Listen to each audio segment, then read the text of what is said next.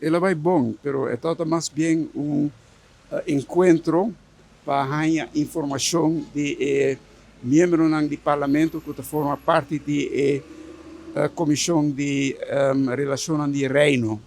Então, a ideia está para nos ganhar reação de membros do parlamento, arriba pergunta não tocante déficit democrático de prática que está ponto não que está preocupado não que está ponto não não está querer que mestre melhorar a situação que está ponto não que por conduzir a melhor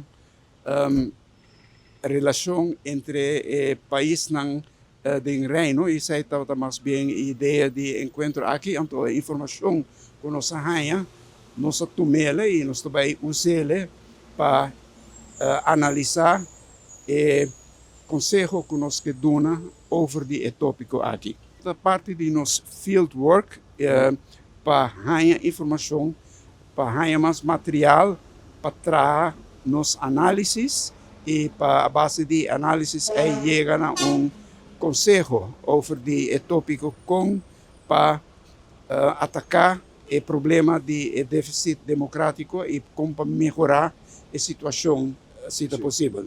Nossa tarefa está para vir com rapport primeiro fim de ano.